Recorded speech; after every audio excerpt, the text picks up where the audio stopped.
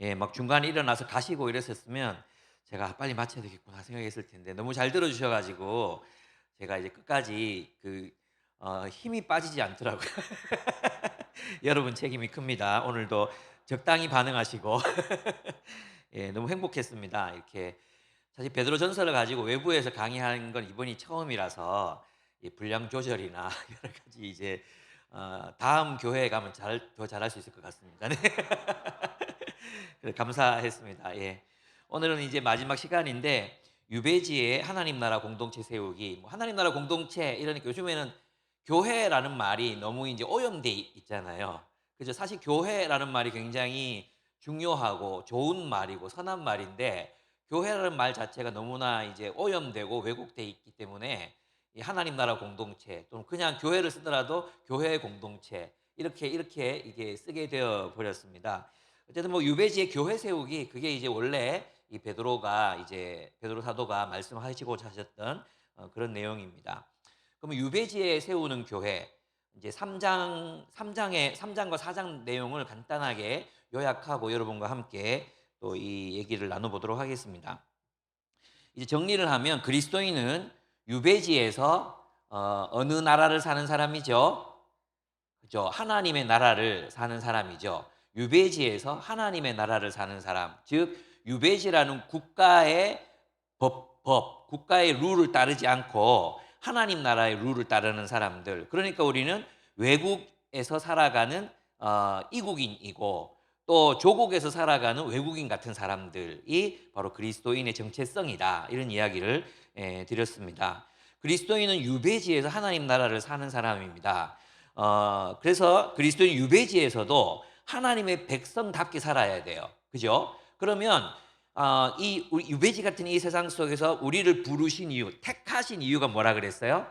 여호와의 도를 지켜 하나님의 의와 공도를 행하게 하려 함이라. 이렇게 우리가 정의와 공의의 공동체를 실현하고 이 공동체, 이 교회가 함께 세상의 번영, 세상을 축복하는 공동체로 축복하는 삶을 살기 위해서 하나님 우리를 부르셨다는 거예요. 그래서 하나님이 우리를 부르신 이유는 우리 자신을 위한 것도 있지만 그것보다도 우리를 통해서 하나님의 축복이 흘러가게 타자를 위한 공동체, 타자를 위한 공동체로 교회를 세우셨다는 것입니다.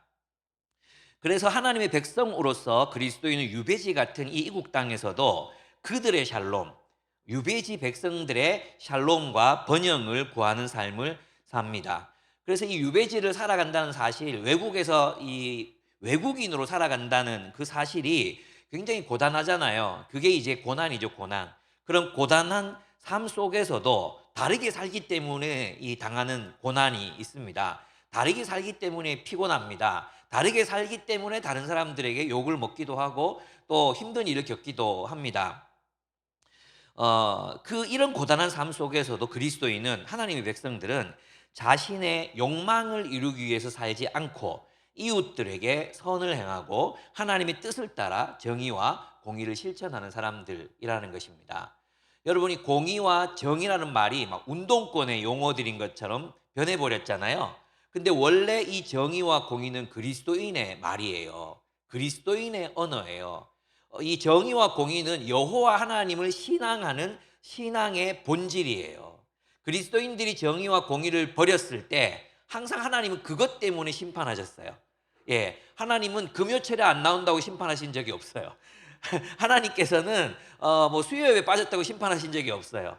예. 그러나 하나님께서는 우리가 정의와 공의의 공동체를 이루는 것, 그리고 세상의 정의와 공의를 실천하며 살지 못했을 때, 즉 교회 안에서 약자와 가난한 이들을 돌보지 못하고 교회 자체가 이익 집단처럼 자신의 욕망을 따라 살아갈 때 하나님은 너희들이 드리는 예배가 시끄럽다. 내 마당 밟지 말고 다 꺼져라.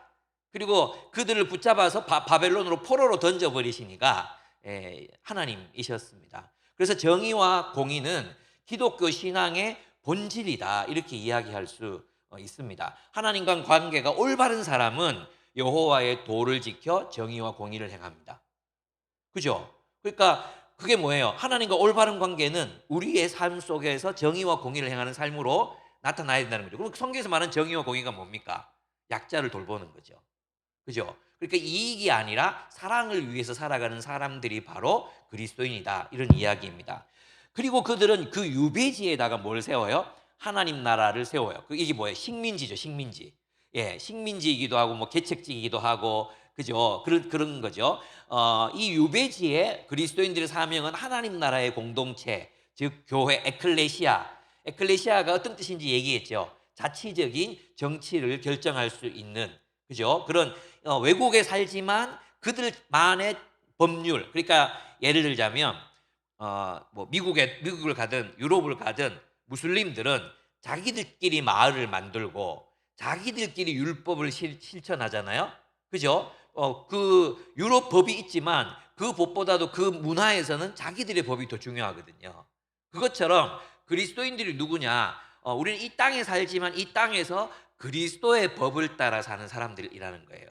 그러면 세상은 자신의 욕망을 이루기 위해서 산단 말이에요. 르네 지라라는 인류학자가 유명한 말을 했죠. 우리는 타인의 욕망에 기대어 함께 지옥으로 떨어진다.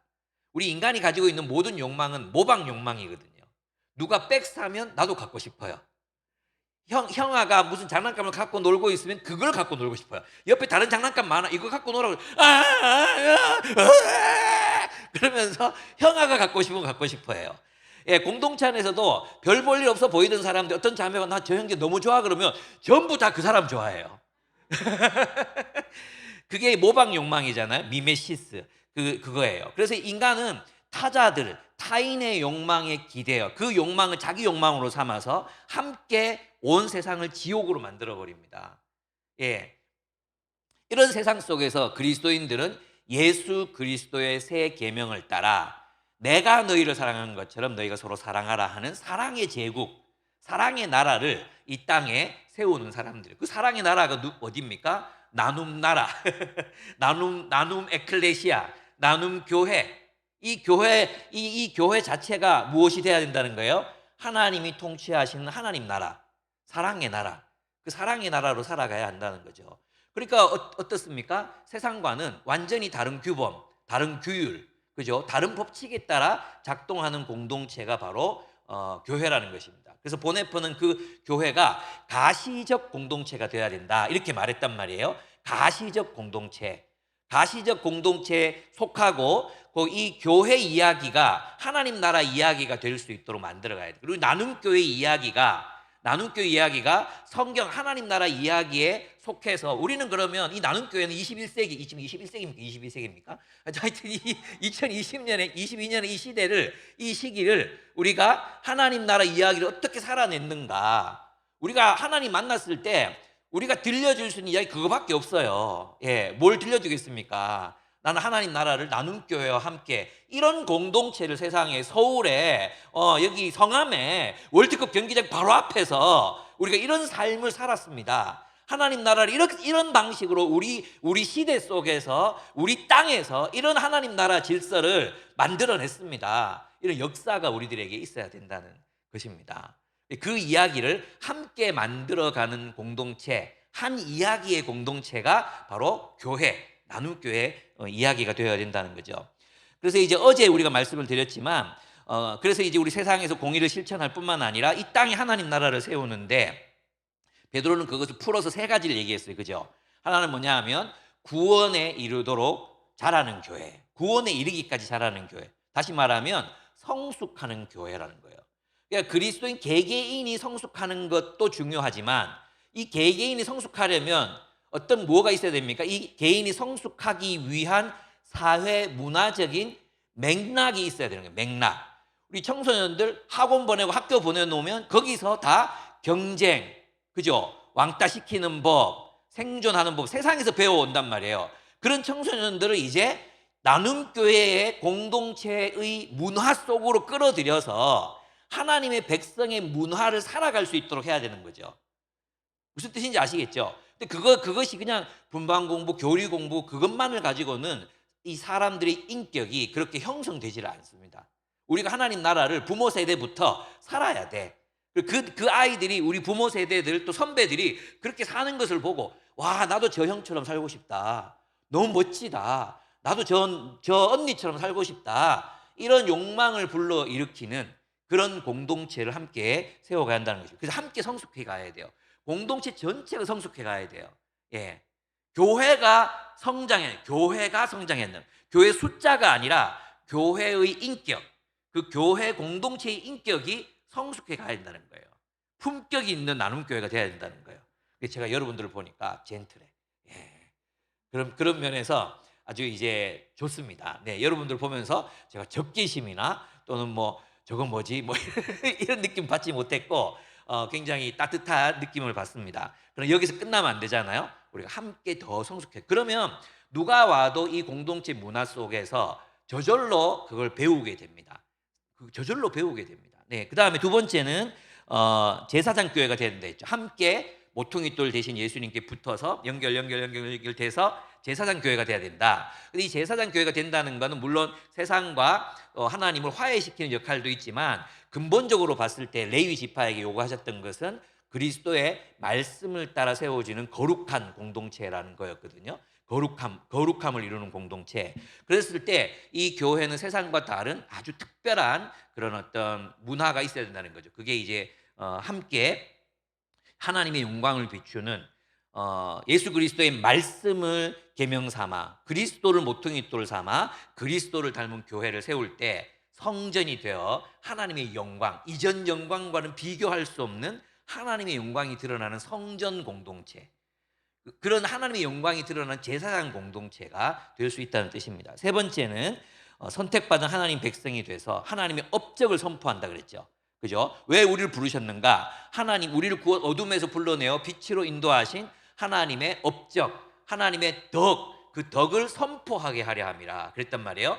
그러니까 우리는 이런 하나님 나라의 공동체를 이루고 예수의 계명을 따라 살아가는 사랑의 공동체를 이룰 때 비로소 뭐가 일어나는 거예요? 선교가 일어나는 거죠. 우리를 구원하신 하나님의 덕이 선포되는 것입니다. 그래서 교회됨을 이루는 것 그 자체가 세상을 향해서 빛을 비추는 것이고 하나님의 영광을 드러내는 것이고 그 세상 사람들을 하나님께로 중재하는 그런 제사장적 역할을 하는 공동체가 될 수 있다는 것입니다. 그래서 한국 교회의 실패는 예배의 실패가 아닙니다. 전략의 실패가 아닙니다. 공동체의 실패입니다. 우리가 가족보다 더 진한 공동체가 되지 못했어요. 우리가 하나님이 원하시는 그 사랑의 공동체, 내가 너희를 사랑한 것처럼. 예수님 우리를 어떻게 사랑하셨습니까? 어떻게 사랑하셨어요? 죽기까지. 요한 1서에서 뭐라고 얘기하셨습니까? 요한 1서 요한이 뭐라고 말했습니까? 우리가 형제를 위하여 목숨을 버림이 마땅하다. 그죠? 그런데까지 그 돈 그거 못 줘가지고 돈 아까워서 그 돈을 못 나누고 있느냐? 예? 재물을 가지고 힘든 형제들이 나타나는데 그걸 못 돕냐? 그죠? 도와야 되죠. 예, 사랑해야 되죠. 나눠야 되죠. 우리는 형제를 사랑함으로 사망에서 생명으로 옮겼느니라. 우리 믿음으로 구원받는다 그랬는데 형제 사랑으로 구원을 받았어요. 우리 사랑으로 구원을 얻는 것입니다. 사랑. 예, 사랑으로 구원을 얻는 거예요. 우리가 누군가를 사랑할 때 비로소 우리는 구원을 받는 겁니다. 그 사랑의 삶 그 자체, 예수 그리스도를 닮은 그 사랑의 삶 그 자체가 이기심으로부터의 지옥과도 같은 자기 중심성으로부터의 해방이요 구원인 것입니다. 그게 레미제라블 장발장이라는 소설의 주제예요. 주제. 내가 코제트 너를 사랑함으로 내가 구원을 얻었다. 내가 너를 사랑함으로 구원을 얻었다. 기독교는 사랑으로 구원을 얻는 종교예요. 근데 그 자베르 그 형사는 율법으로 멸망하잖아요. 그죠? 율법으로 멸망해요. 기독교는 사랑으로 구원을 얻는 것입니다. 기독교는 사랑, 예수 그리스도의 사랑의 계명을 따라 살아가는 그런 공동체가 될 때 비로소 하나님의 영광이 이 교회를 통해 찬란하게 빛을 비추는 것입니다. 찬란하게. 그때는 사람들이 알아보고 교회를 향해 나아오게 됩니다. 건물을 보고 나아오는 게 아닙니다. 예. 건물을 보고 나아오는 게 아니라 이 공동체가 서로를 얼마나 사랑하는가를 보고 나아오는 것입니다. 그렇습니다. 그래서 우리는 이 유배지 같은 세상에 이런 교회를 세우는 일에 헌신합니다. 그러면 이제 이런 의문이 생기는 거예요. 와, 그 되게 힘들어 보이는데 우리가 받는 보상은 무엇입니까? 죽어서 천국 가는 거, 천국에 들어가는 거, 예, 그거 알겠습니다. 근데 지금 여기에서 우리는 그냥 뼈 빠지게 고생만 하고 그저 남을 위해서만 살고 뭐 자기는 없고 그렇게 살아야 됩니까? 이런 생각이 살짝 드시지 않습니까? 3장 8절에서 11절 한번 보겠습니다. 3장 8절에서 11절 제가 한번 읽어보겠습니다. 마지막으로 말하노니 너희가 다 마음을 같이하여 동정하며 형제를 사랑하며 불쌍히 여기며 겸손하며 악을 악으로 욕을 욕으로 갚지 않고 도리어 복을 빌라. 이게 뭡니까? 예수님의 계명을 따라 서로 사랑하는 공동체를 이루라, 이런 뜻이겠죠. 하나된 성령이 하나되게 하신 것을 힘써 지키라. 그죠? 구약으로 말하면 하나님의 정의와 공의를 행하는 나라가 되라, 이런 얘기예요. 맞죠? 그럼 이게 뭐예요? 교회가 되라, 이렇게 얘기할 수 있는 거예요. 너희가 교회가 되라. 아니 자꾸만 우리 교회, 나는 교회 왔는데 왜 자꾸 교회가 되라 그러지? 이해하시죠? 교회가 되라는 거 진짜 하나님이 원하셨던 공동체가 되라, 그런 의미입니다. 이를 위하여 너희가 부르심을 받았다 그랬어요. 우리가 왜 부르심을 받았습니까? 마음을 같이하고 동정하고 형제를 사랑하고 불쌍히 여기고 겸손하고 서로에게 축복이 되는 존재가 되기 위해서 부르심을 받았다는 것입니다. 그것을 위해서 우리가 부름을 받았다. 사랑을 위해 부름을 받았다는 말입니다. 그러면 너희가 부르심을 받았으니 이는 복을 이어받게 하려 하심이라. 복을 이어받게 하려 하심이라. 무슨 말이겠습니까? 이게 바로 축복이라는 거. 이게 우리가 있잖아요. 그래서 이제 그 뒷구절 10절을 보시면 더 명확하게 알 수 있는데, 그러므로 생명을 사랑하고 좋은 날 보기를 원하는 자는 혀를 금하 약한 말을 그치며 그 입술 거짓을 말하지 말고 악에서 떠나, 그 다음 중요합니다. 같이 한번 읽어볼까요? 시작. 선을 행하고 화평을 구하며 그것을 따르라. 아멘. 예, 얼마나 중요한지 몰라요. 너희가 이제 생명을 사랑하고 좋은 날 보기를 원하는 자는, 이 개역개정이 조금 어려워요. 공동 번역을 보면 생명을 사랑하고 행복한 날을 보려는 사람은 평화를 이루기까지 있는 힘을 다하여라, 이렇게 돼 있어요. 무슨 말입니까? 평화가 뭐예요? 샬롬이잖아요.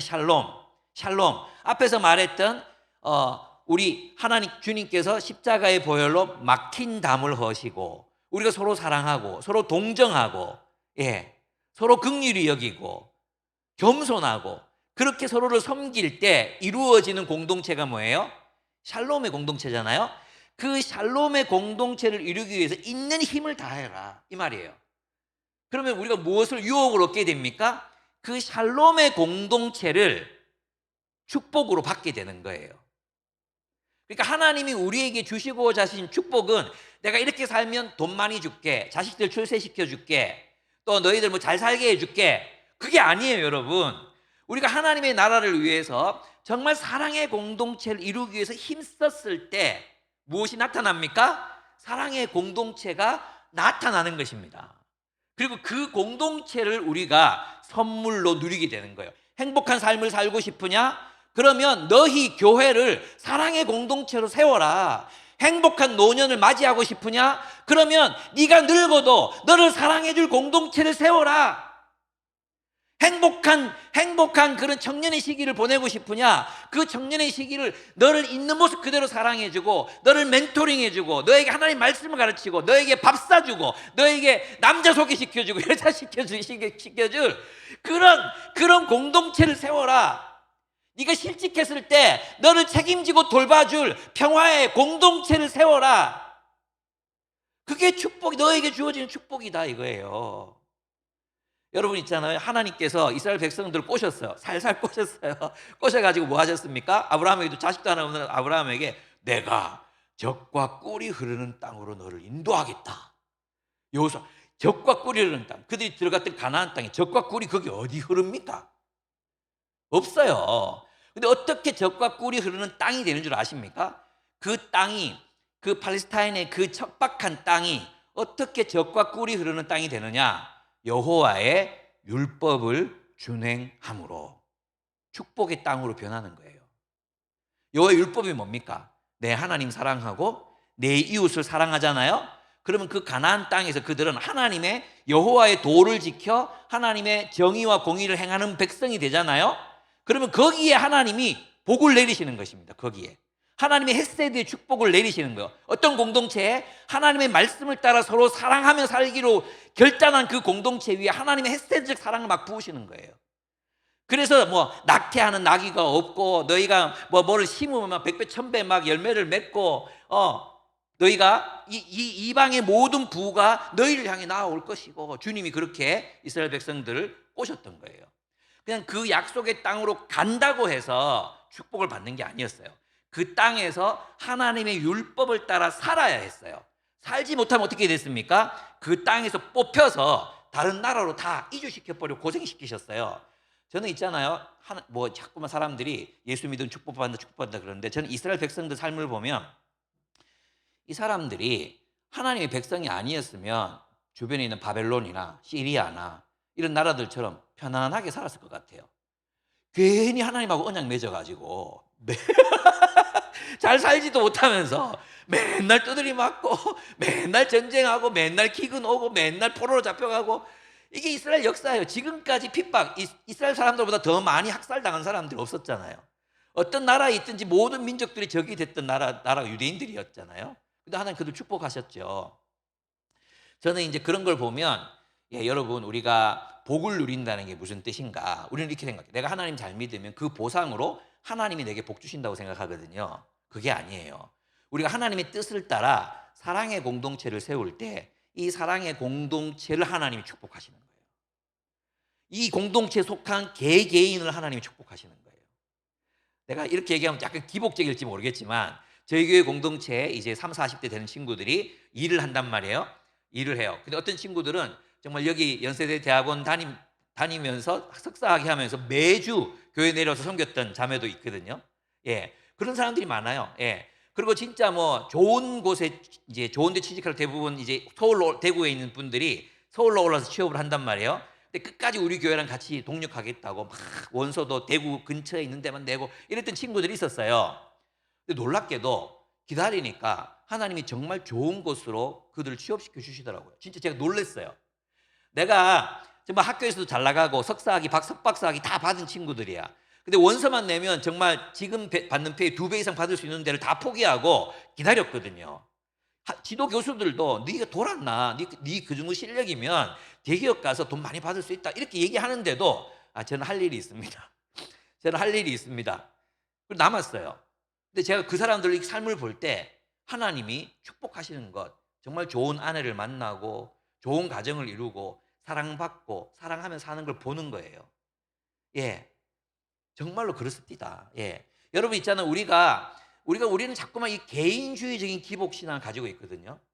성경은 우리를 개인적으로, 물론 하나님 복 주시겠죠. 그렇지만 성경이 말하는 바는 뭐냐 하면, 우리가 하나님 나라의 공동체를 이 유배지에 세울 때 이 유배지 사람들은 골골해. 전부 자기 욕망을 따라 살기 때문에 많이 벌어도 굶주리고, 많아도 배고프고, 많이 먹어도 배고프고 그래요. 마셔도 먹어도 배부르지 않고, 마셔도 취하지 않아요. 캐리비안 해적들에 나오는 대사예요. 그 선장, 으악, 막 사과를 막 씹어먹는데 부두두두 바닥으로 떨어지잖아요. 그런 사람에게 너는 먹어도 배부르지 않고, 마셔도 취하지 않는 자의 고통을 아느냐. 그런 고통 속에서 살아가는 사람들에게 우리 공동체가 복이 되는 거예요, 복.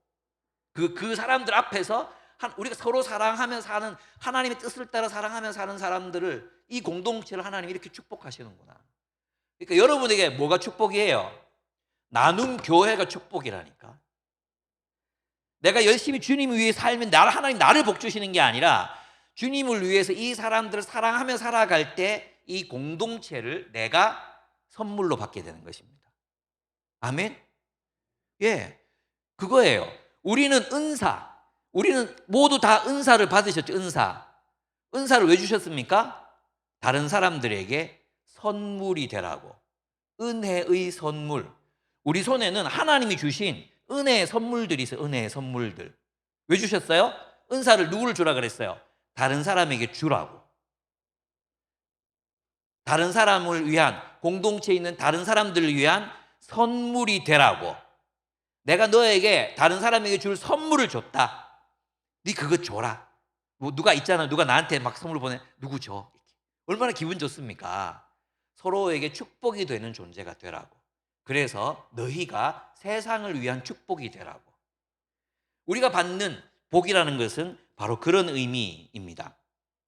그래서 4장 7절에서 11절 한번 보시면 4장 7절에서 11절 거기도 마찬가지입니다. 마지막 때에 우리가 해야 할 일이 무엇인가? 이러한 샬롬의 공동체를 유배지에 세우는 것입니다. 4장 7절에 11절 만물의 마지막이 가까웠으니 그러므로 너희는 정신을 차리고 근신하여 기도하라. 무엇보다도 뜨겁게 서로 사랑할지니 사랑은 허다한 죄를 덮느니라. 서로 대접하기를 원망 없이 하고 각각 은혜의 선물을 받은 대로 여러 가지 은혜를 맡은 선한 청지기 같이 서로 봉사하라.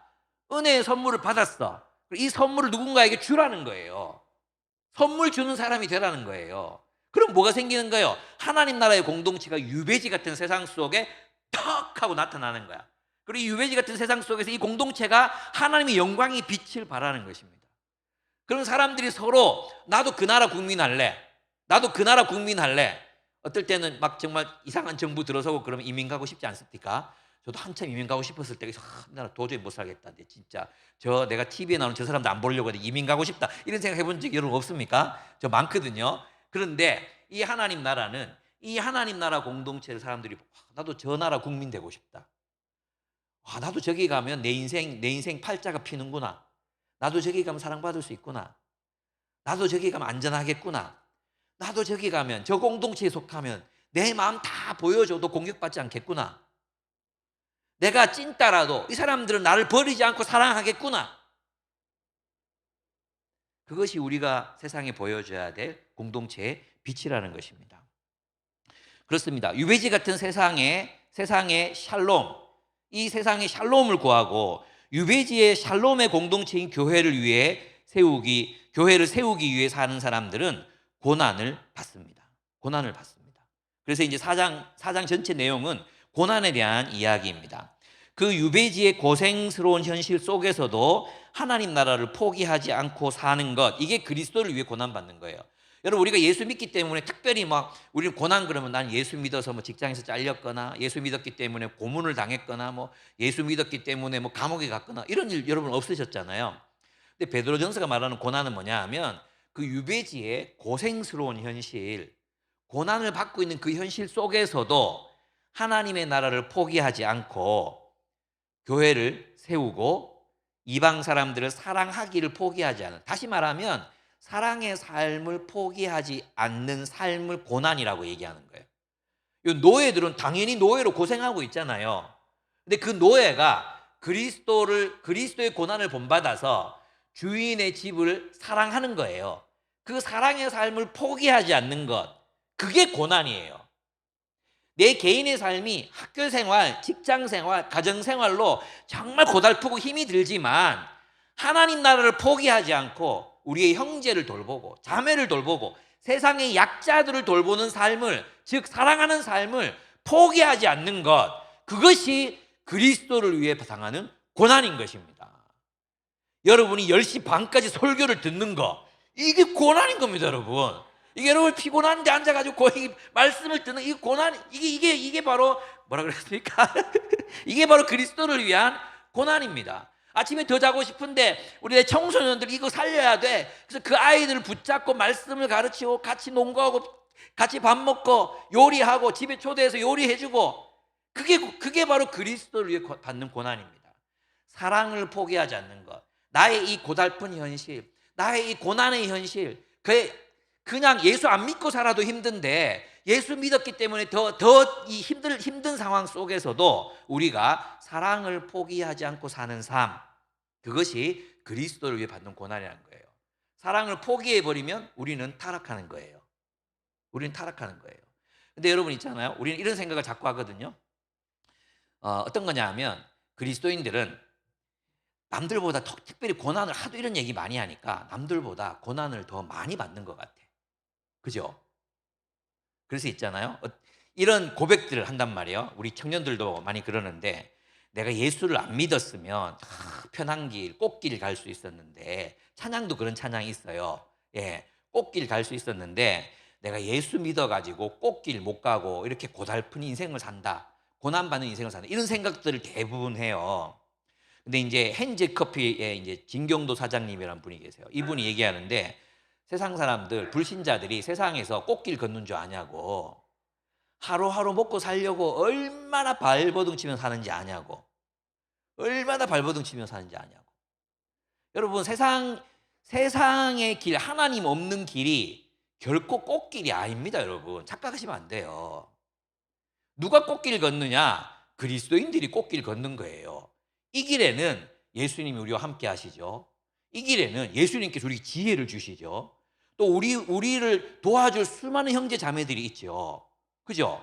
우리가 힘들면 도와줄 사람들 얼마나 많습니까? 예. 이렇게 함께 걷는 길, 이 길이 무슨 고난의 길입니까? 꽃길. 사실 우리가 꽃길 걷는 거예요. 그리스도인들이 꽃길을 걷고 있는 거예요. 그러니까 우리는 저 험난한 가시밭길 걸어가는 저 세상 사람들, 의지할 데도 없어. 각자 도생해야 돼. 다 모든 걸 자기가 다 책임져야 돼. 우리는 기도할 수 있고, 우리는 의지할 수 있고, 기도를 부탁할 수도 있고, 힘들면 함께 도와달라고 얘기할 수도 있고, 그렇잖아요. 그래서 우리는 도우며 살아야 되는 것입니다. 예. 그렇습니다. 여기 이제 중요한 표현이 있는데, 우리가 이렇게 유배지에서 공동체를 세우며 사는 게 고생스럽잖아요. 그런데 이제 4장 14절을 한번 보시죠. 4장 14절. 4장 14절을 보면, 너희는 그리스도인의 이름으로 치욕을 당하면 복이 있는 자로다 했죠. 그 다음 나오는 게 뭐예요? 영광의 영이 너희 위에 계심이라, 이렇게 돼 있죠. 그죠? 이게 무슨 뜻일까요? 영광의 영은 누구겠어요? 성령이겠죠. 성령. 근데 신구약 66권 중에 성령을 영광의 영이라고 표현한 게 여기 딱 한 구절이에요. 딱 한 구절. 영광의 영이 뭐냐 하면 그리스도를 승리케 하시는 영, 하나님을 승리케 하시는 영이라고 이제 이야기할 수 있습니다. 이 베드로는 사실은 지금 베드로가 예수님의 수제자였잖아요. 예수님의 산상순을 패러디하고 있는 거예요. 예수님께서 뭐라고 말씀하시면, 내 이름으로 너희가 핍박을 받고 핍박과 비난을 받으면 복이 있다. 하늘에서 너희의 받을 상이 크다 그랬었잖아요. 그러니까 하늘에서 받을 상, 그게 영광의 영이 너희 위에 계심이라, 이렇게 바뀌었단 말이야. 이해가 되십니까? 그럼 이 영광의 영, 성령이 하시는 일이 뭐냐? 이게 뭐냐 하면 바로 이사야서 11장에 나옵니다. 이사야서 11장. 요건 저를 믿고 그냥 이제 들으십시오. 이사야 11장에 보면 하나님의 영이 지혜의 영과 모략의 영이에요. 지혜의 영과 모략의 영을 부어주셔서 메시아의 샬롬의 공동체가 세워지는 것입니다. 그러니까 영광의 영이 너희 위에 있다는 것은 성령의 도우심으로 하나님의 나라가 이 땅의 현실 속에서 가능하게 하신다, 이런 뜻이에요. 성령께서 계시는 이유는 뭐냐 하면 우리가 지금 하나님 나라를 살고 싶잖아요. 그죠? 근데 우리 현실은 어때요? 에스겔에 나오는 마른 뼈 같은 현실들이란 말이에요. 우리 각자는 다 너무나도 마른 뼈 같은 존재들이에요. 서로 사랑할 수 없고 생명이 없으니까. 근데 거기에 생기야 불어라. 생기가 들어가니까 어떻게 됐습니까? 뼈들이 일어나고 힘줄이 붙고 근육이 붙고 살이 붙더니 큰 군대를 이룹니다. 바로 그것입니다. 영광의 영이라는 것은 그 하나님께서 이 공동체의 메시아, 지도자, 리더들에게 하나님이 지혜의 영을 부어주시는, 모략의 영을 부어주시는 거예요. 왜? 이 공동체를 하나님이 원하시는 평화의 공동체로 세우기 위함이라는 거예요. 여러분이 지금 의심하고 계셔가지고 찾아봐야 될 것 같아요. 이사야서 11장을 찾아보겠습니다.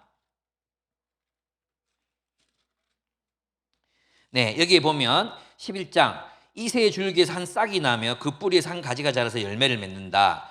주님의 영이 그에게 내려오신다. 지혜와 총명의 영, 모략과 권능의 영, 지식과 주님을 경외하게 하는 영이 그에게 내려오시니, 이 영이 내려오시면, 이 성령이 부어지면 이 메시아적 공동체, 그 메시아를 통해서 메시아적 공동체에 부어지면, 그 다음에 쭉 보십시오. 4절 보시면 가난한 사람들을 공의로 재판하고, 그죠? 5절 정의로 허리를 동여매고, 6절 이리가 어린 양과 함께 살고 표범이 새끼 염소와 눕고 송아지와 새끼 사자와 살찐새 함께 풀을 뜯고 암소 곰이 벗이 되고 젖먹는 아이가 독사의 구멍에 장난하고 젖대나 살모사의 굴에 손을 넣는다. 완전한 하나님의 샬롬이 성취된다. 무엇을 통해서요? 영광의 영의 임재, 영광의 영, 성령이 부어지면, 공동체에 성령이 부어지면 그 성령을 통해서 어떤 삶이 가능하다는 거예요? 메시아적 통치가 실현되는 공동체가 이루어진다는 거예요. 이 본문이 주님이 다스리시는 공동체, 이리와 어린 양 함께 노는 이 평화의 공동체가 바로 교회예요, 여러분. 교회. 우리예요, 우리. 영광의 영이 너희와 함께 하신다. 주님의 이름 우리가 비난을 받고 핍박을 받잖아. 너희들 두려워하지 마. 영광의 영이 너희와 함께 하신다. 영광의 영이 너희를, 하나님의 나라를, 천국을 현실이 되게 하신다. 하나님의 통치가 너희 공동체 속에서 실현되게 하시도록 너희 위에 부어지고 있다. 계속 부어지고 있다. 그래서 여러분, 교회의 현실을 바라보면서 낭망하거나 좌절하거나 실망할 수 없습니다. 왜냐하면 성령께서 우리를 하나님의 나라로, 이 땅에서 이미 존재하는, 이미 이 땅에 이미 와 있는 그 하나님의 나라를 살게 하시기 때문입니다. 그래서 우리가 주님의 말씀을 따라 그 말씀의 지배를 받아 서로를 뜨겁게 사랑하는 공동체가 되면 이 평화의 공동체가 세상에 세워지는 것입니다. 그것이 고난을 이기는 힘이 되는 거예요. 고난을 이기는 힘이 거기서 나오는 것입니다. 그렇습니다. 그러니까 그리스도의 고난에 참여하는 자들 위에 영광의 영이 머물러 계시다고 말씀하시는 것은 그들이 받을 하늘의 보상이 바로 그 영광의 영께서 세우시는 샬롬의 공동체이기 때문입니다. 그냥 성령이 충만해서 그냥 내가 뭐 환상 보고 막 이상한 게 되는 게 아니라 성령이 임하시면 우리는 메시아의 공동체를 살게 됩니다. 그게 바로 성령이 하시는 일이에요. 그래서 성령의 열매를 주시잖아요. 성령의 열매. 성령의 열매를 우리가 성령 어떻게 받습니까? 말씀과 기도로. 그죠? 하나님 말씀과 기도, 하나님께 친밀함 통해서 성령을 받잖아요. 그럼 성령께서 우리에게 어떤 열매를 맺게 해주십니까? 갈라디아서 5장 18절. 성령의 열매는 사랑과 희락과 화평과 오래 참음과 자비와 양선과 충성과 온유와 절제니 이 같은 것을 금지할 법이 없느니라. 그럼 이 열매가 어디서 맺힌다는 거예요? 우리 공동체 안에 맺힌다는 거예요. 우리 공동체 안에. 사랑을 혼자 합니까? 큐티하고 오늘 사랑이, 하나님 사랑이 나한테 부어져서 하나님 사랑이 넘치는 것 같아요. 지 혼자 지를 사랑해. 그만큼 이기적인 게 어디 있습니까? 그게 사랑입니까? 이기심입니까? 예? 많은 사람들이 그 개인이 맺는 인격의 열매라고 생각해요. 아니, 사랑은 우리 누군가를 사랑해야 돼요. 그죠? 누군가를 사랑해야 돼요. 뭘로 사랑합니까? 성경에 재물을 가지고 사랑하는 거예요. 재물을 가지고. 희락, 혼자 막 기쁜 상태로 살아가는 게 아닙니다. 우리 공동체 안에 서로를 만날 때 여기 기쁨이 있는 거예요. 와, 목사님, 와, 권사님, 누구야? 우리가 서로를 볼 때 막 희락이 넘치는 거예요. 혼자만 큐티하고 혼자만 기뻐. 그 뻥 맞으면 됩니다. 무슨 이게 성경이 뻥입니까? 그런 게 아닙니다. 우리는 이 성경을 따라서 성령의 열매를 맺으면 사람들을 보면 짜증내고 사람들을 보면 피하던 사람들이 사람들을 막 사랑하게 되고 좋아지는 거예요. 예, 표현은 못해도 같이 이렇게 발짱게 웃고 있으면 너무 좋다. 이런 느낌 아십니까? 그런 공동체가 되는 게 성령이 부어지면 화평, 우리들 사이에 그런 관계들, 사랑의 관계들, 평화의 관계가 맺어지는 거예요. 전에는 사람 보면 그저 쉽게 짜증내고 쉽게 떠났던 사람들이 이제 오래 참게 되는 겁니다. 예? 1시간 반 동안 지 혼자 얘기 다 혼자만 떠들고 이제 오늘 모임 너무 좋았습니다 하고 떠나는 조장, 그 조장을 막 오래 참게 되고 막 1시간 40분씩 막 설교하는 목사를 막 그전에는 이게 막 그냥 팍 떨고 막 그랬는데 목사 30분이나 설교를 하다니 저게 인가이가 막 이랬던 사람들이 이제 막 오래 참게 되는 거예요. 그죠? 웃기지도 않은 얘기를 계속해서 하는 사람들을 오래 참게 되는 거예요. 그런 열매를 이룰 때 우리가 어떻게 됩니까? 메시아적 공동체, 평화의 공동체, 샬롬의 공동체가 이루어지는, 그게 영광의 영이 우리 위에 머무신다는 뜻이에요. 이제 아시겠죠? 그리스도인의 진정한 축복이 뭐냐? 이 땅에 왜 이 유배지 같은 세상 속에서 교회됨을 이루라고 하느냐? 우리를 복된 삶으로 인도하기 위해서라는 거예요. 그 복된 삶이란 하나님이 통치하시고 하나님이 창조하시는 새로운 공동체 속에 복된 삶이 있어요. 예. 혼자 잘 먹고 잘 사는 거, 그럼 뭐가 그렇게 행복하겠습니까? 저도 그런 적이 있었습니다. 저도 누가 이제 알바니아에 교회를 개척했다고, 선교단체 개척했다고 와서 복음을 전해달라는 거예요. 그도 그런 게 이제 이 자매하고 자매 선교사님하고 세 분이서 그 대학 캠퍼스를 돌아다니면서 있잖아요. 60명의 남자들을 모았어요. 깜짝 놀랐어요. 알바니아 공산주의 국가에서 이제 얼마 되지 않았던 그런 국가였거든요. 그리고 원래 기본은 이슬람이거든요. 근데 거기에서 60명의 남자를 모아놨대요. 그리고 그 나라에서 제일 좋은 호텔에서 수련을 하니까 저를 오라는 거예요. 처음에는 알바니아, 그래서 지도 보니까 저는 비행기 6시간 이상 타면 죽는다고 생각하거든요. 근데 너무 멀어. 그래, 못 가겠다 그랬거든요. 돈도 없고 못 가겠다. 비행기 싸면 250만 원인데 내가 어떻게 가냐 그랬거든요. 그랬는데 제가 지중해를 진짜 가고 지중해를 진짜 가고 싶었는데 알바니아 지중해에 붙어 있더라고. 갈게. 그리고 저도 돈이 없는데 우리 교회 성도들한테 만 원씩 헌금해라 그래서 만 원씩, 만 원, 2만 원씩 헌금해라 하니까 200만 원 채워지더라고. 그래서 이제 그거 들고 터키 찍고 그리고 이제 이스탄불 찍고 그 갈 수 있을 알바니아로 갔단 말이에요. 그 알바니아가 어디냐면 이고니온이라고 해 바울이 땅끝이라고 불렀던 그 땅이에요. 수련을 갔는데 진짜 왜 그 애들이 어떻게 생겼냐 하면 머리를 서양 애들인데 덩치가 진짜 산만해요. 효도르 알죠? 효도르. 다 효도르처럼 생겼어요.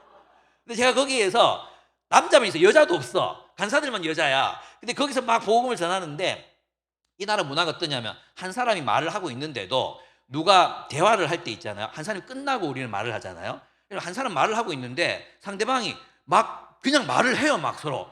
나 그게 너무 놀래가지고 그러니 설교 시간에도 그래. 내가 막 설교하고 있는데 누가 나한테 막 말을 해요. 말을. 아직 이 문화가 없는 거지. 너무 황당했거든요. 근데 제가 그런 얘기를 했어요. 여러분이 하나님은 약자를 쓰신다. 하나님은 저 로마 그 나라가 어디죠? 이태리 이 쓰는 게 아니라 알바니 그 지역이 제일 가난한 나라거든. 하나님 가난한 너희 나라를 쓰. 너희가 유럽의 희망이다 이러는데 얘들이 막 고개를 막 가로젓더니 일어나서 막 박수를 치는 거예요. 얘들은 하도 핍박을 많이 받아가지고 이게 예스야 예스. 이게 노야. 나중에 설교 끝나고 알았지. 너무 당황스러운 그런 순간이었어요. 근데 거기 끝나고 나서 선교사님이 좋은 숙소를 이제 준 거예요. 그래서 이제 거기 새들의 섬이라는데 뭐 거기를 갔어요. 가서 원래는 그곳에 가서 뭐 에베소 요한의 7교회 뭐 막 여행하려고 다 주문해 놨거든요. 근데 이제 거기를 싹 들어가는데 와, 야자수가 막 수영장이 2개, 저 앞에 애게 해가 탁 거기에 막 태양이 막 뉘어치고 있는 거예요. 식당에 내려갔는데 터키가 세계 3대 요리 맛있는 나라거든요. 뷔페 끝이 안 보여. 여기서 저까지 음식들이 종류 끝이 안 보여요. 여러분 쌀 푸딩 먹어봤습니까? 쌀 푸딩. 꿀에 절인 오리 요리 이런 거 먹어봤습니까? 오리 간 요리 뭐 우와 막 그거 산더미처럼 쌓아가지고 막 혼자 먹는데 딱 이틀 좋았어. 이틀.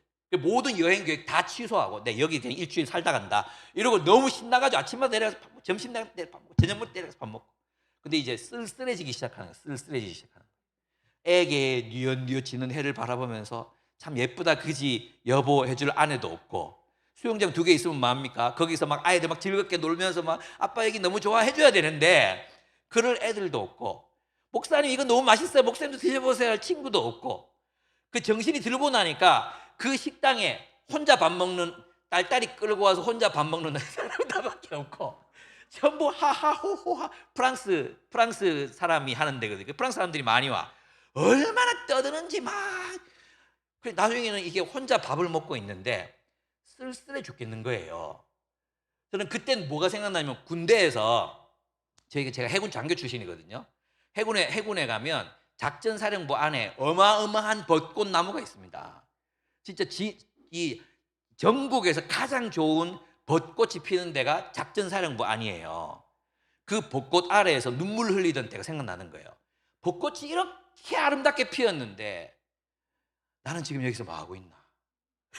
그 벚꽃이 화려하면 화려할수록 내 신세가 막 한탄되는 거 있잖아요. 그런 느낌이었어요.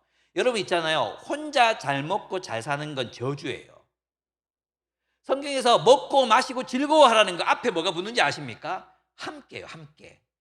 함께 먹고 함께 마시고 함께 즐거워하라. 그게 여호와의 율법이 우리에게 가르친 거예요. 예. 그렇습니다. 그런 공동체, 축복이 되는 공동체, 기쁨이 되는 공동체를 세우는 것, 그것이 우리의 사명이라는 거예요.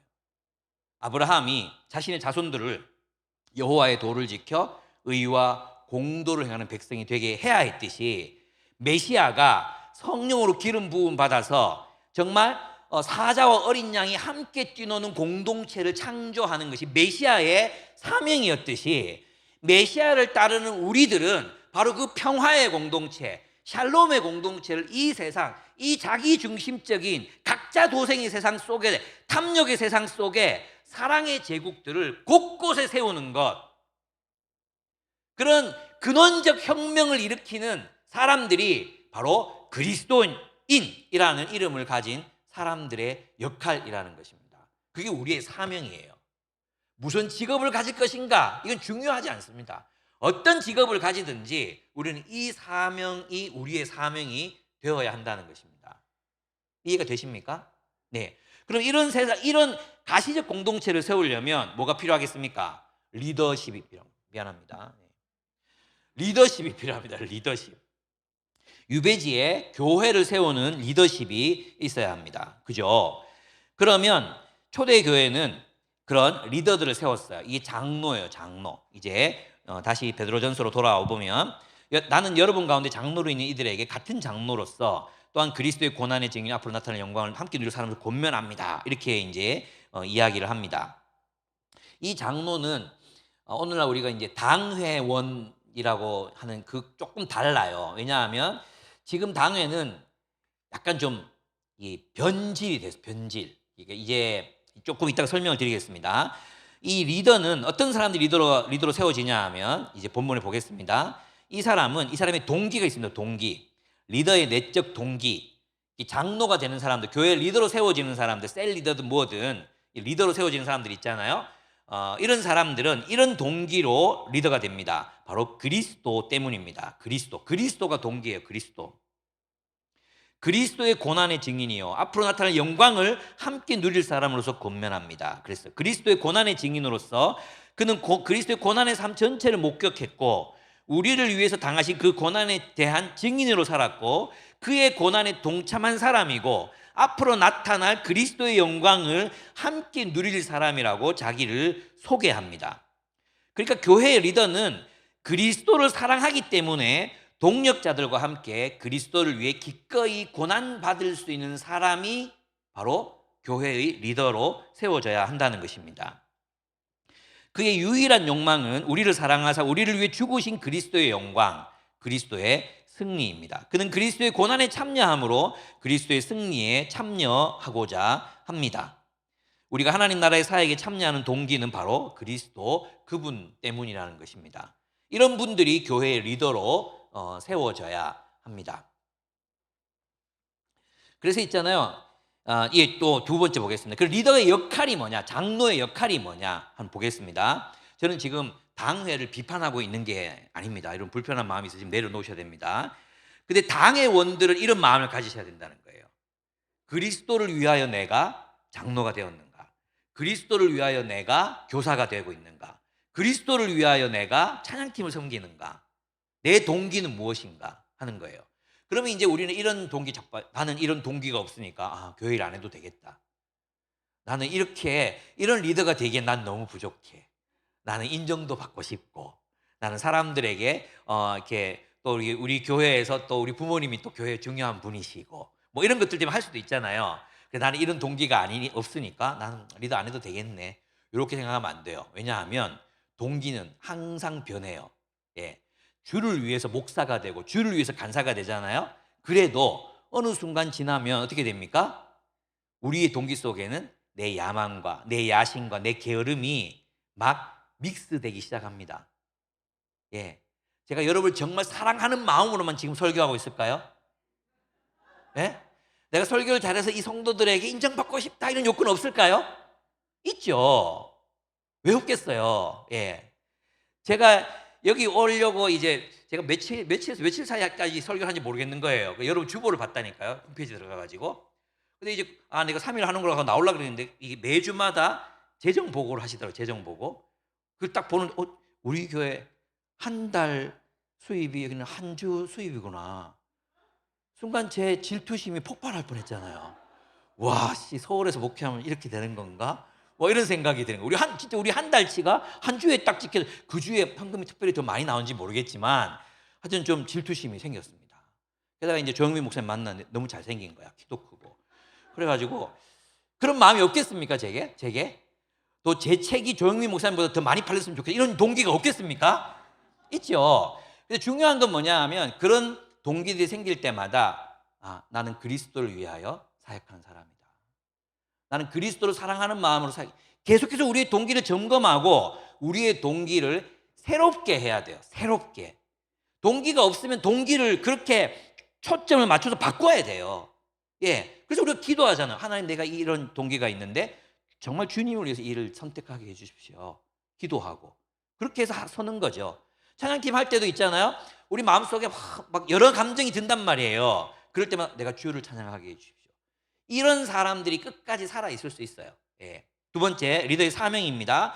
그 리더는 베드로의 소아시아 장로들에게 뭐가 되라고 말하고 있느냐 하면 2절, 여러분 가운데 있는 하나님의 양떼를 먹이십시오. 그랬죠. 사명이 뭐예요? 목자가 되는 거예요. 목자. 양떼를 먹이는 사람이 되는 거죠. 그죠? 이 목자라는 말은 첫째, 이스라엘 백성들을 다스리고 인도하고 돌보셨던 하나님을 목자라고 불렀습니다. 여호와는 나의 목자시니. 그랬죠. 하나님이 목자이십니다. 그리고 이스라엘의 지도자들을 목자라고 불렀습니다. 다윗과 모세 같은 이들, 그러니까 이스라엘 나라를 다스리는 사람들을 목자라고 불렀어요. 그러니까 목자가 되라는 것이 어떤 의미인지 아시겠습니까? 목자가 되라는 것이 단순히 그냥 양떼를 잘 먹이는 사람이 되라 이런 게 아니라 그 공동체에 너희를 하나님이 하나님 같은 다윗과 모세 같은 지도자로 세우셨다는 거예요. 한 에클레시아의 공동체 지도자로 세우셨다는 뜻입니다. 그리고 그들의 역할이 이제는 교회의 장로들에게 맡겨져 있음을 말하고 있습니다. 그리고 이 목자는 베드로에게 예수님께서 네가 나를 사랑하느냐, 내가 주를 사랑하는 줄 압니다. 내 양을 먹이라, 내 양을 치라 말씀하셨죠. 그래서 베드로는 교회의 리더들에게 목자 역할을 감당하라고 합니다. 그러면 교회의 리더들의 역할은 이스라엘의 목자이셨던 하나님이 하신 일에 그 기초를 두고 있습니다. 그러면 하나님께서 이스라엘 백성들을 하나님 나라 공동체, 하나님의 나라 백성으로 양육하고 기르기 위해서 하셨던 일이 무엇입니까? 첫째, 계명을 주셨잖아요. 계명, 율법을 주셨잖아요. 그러니까 목자로서 교회의 리더들이 해야 될 첫 번째 일은 주님의 말씀을 가르치는 일입니다. 주님의 말씀을 먹이는 일을 해야 합니다. 그래서 있잖아요. 첫 번째, 목자로서 우리에게 첫 번째 일은 바로 말씀을 가르쳐 지키게 하는 것. 말씀을 가르치고 지키게 하는 것. 하나님이 그렇게 하셨죠. 이스라엘 백성들에게. 모세도 그렇게 했죠. 다윗도 그렇게 했어요. 다윗은 어떤 방식으로 이스라엘 백성들에게 율법을 가르쳤는지 아십니까? 노래를 지어서 부르게 했어요. 그래서 시편을 보면 모세의 율법을 시적인 언어로 풀어서 다시 쓴 시편들이 많아요. 시편 그러면 우리의 감정을 다룬 것 같잖아요. 근데 다윗이 쓴 시편들 대부분은 율법. 율법을 노래로 불러서 지어서 만들었다니까요. 예. 그래서 이제 다윗 같은 사람. 그러니까 교회의 리더는 어떤 사람입니까? 사람들에게 하나님의 말씀을 가르치고 그 말씀을 따라 살아갈 수 있도록 잘 양육하는 사람이 교회의 리더십이 되어야 한다. 그들이 또 그렇게 세워진 사람들은 바로 그 목회를 하는 사람들이다 이거예요. 사역자들만이 아니라 리더들은 자신에게 주어진 목장, 그 목장의 사람들을 말씀으로 잘 먹이고 가르치고 세우는 사람이라는 거죠. 이게 훈련입니다. 훈련. 예수님은 자기 제자들 사도들에게 말씀하셨어요. 내가 너희에게 명령한 그 모든 것을 그들에게 가르쳐 지키게 하라. 가르쳐 지키게 하라. 가르쳐 지키려면 어떻게 돼요? 여러분 설교 한번 들었다고 그렇게 살게 됩니까? 말씀 듣고 큐티 한번 해서 깨달았다고 그렇게 사라집니까? 안 되죠. 그럼 뭐 해야 돼? 반복해야 돼. 반복. 계속 반복해서 그렇게 살게 하는 것. 그게 바로 리더의 역할이라는 것입니다. 리더는 그래서 있잖아요. 사람들이 그리스도의 계명을 가르치고 그 계명을 따라 사랑하고 용서하고 겸손하게 다른 사람 섬기고 자신의 것을 나누게 하는 삶, 그 삶을 지도하는 사람, 훈련시키는 사람, 사랑하며 살아갈 수 있도록 사랑을 훈련시키는 사람, 주님의 말씀을 따라 사태를 분별하고 그 하나님의 뜻을 따라 행할 수 있도록 사람을 훈련시키는 사람, 그들이 첫 번째 목자로서의 역할을 해야 할 리더들이라는 것입니다. 그런데 스탠리 하우어스가 교회의 정치학이라는 책에서 그런 얘기를 했어요. 현대의 미국 교회들은 돌봄 공동체가 돌봄 공동 케어 커뮤니티로 전락해 버렸다는 것입니다.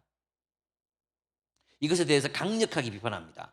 성도들을 훈련시켜서 사랑할 줄 알게 만들고 용서할 줄 알게 하고 이 세상에 샬롬을 세울 수 있는 그런 유능한 사람, 사랑에 유능하고 정의롭게 사는데 유능한 사람, 선하게 사는데 유능한 사람, 그런 사람들, 그런 강력한 사람들 길러내야 되는데 교회 그러면 뭐예요? 여러분도 왜 교회 나옵니까? 돌봄 받으려고 나오는 거예요. 그래서 뭐 합니까? 내적 치유. 목사들이 한참 지금도 그렇지만 무슨 학위 따는지 아십니까? 상담학 학위 땁니다. 교인들을 잘 상담해서 돌보겠다는 것입니다. 목사가 그런 스탠스를 가지니까 성도들도 나는 돌봄 받는구나. 돌봄 공동체가 뭡니까? 유치원이거든요. 교회가 꼭 유치원처럼 되고 있는 거예요. 유치원. 조금 사랑 안 해주면 찡찡대고 울고, 우리 교회 목사님은 청년들만 사랑해요. 삐지고 가서 또 돌봐줘야 돼. 권사님, 장로님 그게 아니고 뭐 또 설명해야 돼. 아니 장로님 되고 권사님 되셨으면 이제는 다른 사람들을 돌보고 사랑하고 말씀을 가르치고 막 목사님 옆에서 막 동력자로 막 사람들 막 휘젓고 다니면서 있잖아요. 그죠? 어떤 사람들이 삶이 힘든데 오늘 우리 함께 도웁시다. 김 장로 돈 좀 내라. 그죠? 누가 좀 시간 내라. 가서 좀 찾아가 봐. 이런 리더십을 발휘해야 되는데 나 안 챙겨준다고, 내 안 챙겨준다고 삐지고 교회 안 오고 잠수 타고 이런단 말이에요. 청년들도 똑같이 청년들. 지금 싸이월드도 미니홈피 다시 살아났잖아요. 옛날에 미니홈피에서 잘하는 짓이 뭔지 아십니까? 공동체에 실망했다. 잠시 문 닫습니다. 찾지 마세요. 극하고 또 잠수 타고. 그 무슨 뜻입니까? 나 힘듭니다. 좀 돌봐주세요. 이런 거예요. 난 잠수 타는 놈도 제일 미워. 왜 그렇게 사는지 모르겠어요. 왜 교회가 이렇게 유치원, 노치원이 돼버렸습니까? 왜 교회가 사도들을 길러내고 세계를 뒤집어 엎고 한국 사회를 변화시키고 독립운동을 이끌고 그랬던 우리가 왜 이렇게 약해졌습니까? 왜 다른 사람을 돌볼 줄 모르는 사람들이 됐습니까? 왜 다른 사람들 사랑할 줄 모르는 사람들이 됐습니까? 관계가 힘들다고 숨어버리고 찾아가가지고 문제가 뭔지 붙들어서 해결하고, 가난하고 힘든 사람들이 있으면 남이 뭐라 하기 전에 가서 찾고 리더십을 발휘해서 우리 같이 돌보자 하고. 왜 그런 사람들이 없습니까? 세상에 나가서도 왜 그런 사람들을 찾아보기가 힘이 듭니까? 훈련이 없어서 그런 것입니다. 리더들의 역할이 뭐냐? 살게 하는 거예요. 살게 하는 것. 사랑의 교회 제자 훈련이 왜 실패했는지 아십니까? 배우기만 하는 거예요. 배우기만. 사역이 없는 거예요. 기껏해야 성경 공부 참여하는 사람 숫자 늘리는 거예요. 사랑으로 살아갈 힘이 없는 거예요. 살게 해야 돼. 살게. 공동체 식구들끼리 관계가 나빠졌어. 그럼 너 저애 어떻게 용서할래? 너는 지금 쟤한테 네가 잘못하고 있는 것 같아. 네가 먼저 사과해야 되지 않겠어? 이런 리더십이 발휘돼야 돼요. 교회가 그런 일에 유능합니까? 회복적 정의, 회복적 정의, 그걸 이루는 일에 우리가 정말 유능합니까? 정말 가난하고 약자들을 돌보는 일에 우리가 유능합니까? 사람들 용납하고 사랑하는 일, 그런 일에 우리가 유능합니까? 있잖아요. 한 번씩 그런 일이 있어요. 저희도 교회 청소년 사역을 하니까 청소년들 사정이 힘들단 말이에요. 그래가지고 쟤네 집이 지금 뭐 돈이 없으니까 우리 좀 후원하자. 그래서 쟤네 집 도와주자. 그래서 후원을 해요. 몇백만 원을 모아요. 그래서 줘요. 그러면 얘가 그 다음 주쯤 되면 신발을 바꾸거든요. 시장에서 10,000원짜리 신던 애가 나이키를 신고 와요. 그러면 성도들 사이에요. 와, 힘들다고 도와줬더니 요새는 아들이 저 나이키 신고 왔더라야지. 얼마짜리인지 알아? 나이키 신으면 뭐 어떻습니까? 그런 것 좀 신고 다니라고 후원하는 거 아닙니까? 예? 맞습니까? 아닙니까? 가난한 사람은 계속 가난해야 돼, 막. 자기들 눈에 막 계속 불쌍해 보여야 돼. 내가 가난한 사람들과 한패가 되는 게 아니라 나는 부자고 쟤들은 불쌍한데 나는 이렇게 우리가 얼마나 유치하게 사람들 돌보고 있는지 아십니까? 그런 부분에서 우리가 진짜 이런 하나님의 사랑, 그리스도의 계명을 따라 살아갈 수 있는 사랑의 유능한 그리스도인들 좀 길러내자, 훈련시키자. 그럼 그런 능력이 우리들에게 있는가? 그런 문화를 만들어 가야 한다는 것입니다. 좋은 성도, 그러면 교회 예배 참석해 주면 그냥 좋은 성도야. 그게 아니라 정말 그리스도의 계명을 따라 이 공동체, 내가 맡은 소그룹, 이 소그룹을 천국, 메시아적 공동체, 사자와 어린 양이 함께 뛰노는 공동체, 그런 공동체를 세울 수 있는 능력이 내게 있는가? 이런 사람들이 리더가 되어야 된다는 거예요. 목자. 조영민 목사님과 대화를 나누는데 한국 초대교회 당회여록에는 그런 게 있었대요. 그 당회여록에는 어느 집에 갔는데 쌀이 떨어졌더라. 뭐가 필요하다. 어느 집에 갔는데 남편이 주초 문제로 너무 이제 담배를 많이 피더라. 어느 집에 갔는데 누가 바람을 폈더라. 이런 예를 들면 그런 것들이 당회록에 기록되어 있는 거예요. 이게 교회의 정치예요. 교회의 정치. 교회가 재정을 가지고 권력을 행사하고 자르고 저 부목사 저 인사도 잘 안 하고 잘라야 되게 이런 식의 권력을 가진 리더들이 아니라는 것입니다. 섬김, 잘 돌볼 수 있는 그런 사람들. 그래서 있잖아요. 사람들을 잘 돌보고 사랑할 수 있는 교회의 약자를 돌보는 정치. 그것을 초대교회는 어디서 했습니까? 집사들, 원래 사도들이 했잖아요. 사도들이 뭐 했어요? 그 공동체의 약자들, 과부들, 그런 과부들을 늙은이들을 공개하는 일, 그런 일을 사도들이 했단 말이에요. 그런데 사도들이 하는데 헬란말 쓰는 사람은 자꾸 배제가 되니까 헬란말 쓰는 7 집사를 세워요. 맞죠? 세워서 뭐 했습니까? 그들이 교회의 지도자가 돼서 교회를 돌보는 거죠. 어떤 사람 돌봐요? 약자를 위한 정치를 하는 거예요. 무슨 말이냐 하면 그 공동체에 있는 자원들, 그 자원들을 모아서 약자들을 위해서 분배해 주는 일을 누가 했어요? 교회의 집사들이 했단 말이에요. 이것이 장로의 역할이에요. 이것이 교회의 정치예요. 교회의 정치는 약자들을 위한 정치로 나타나야 된다는 거예요. 이게 룻기에서 보아스가 성문에서 했던 정치였어요. 내가 얼마 낼게. 김장로도 얼마 내라. 집사 저 누구 불러라. 거기도 얼마 내라 그래.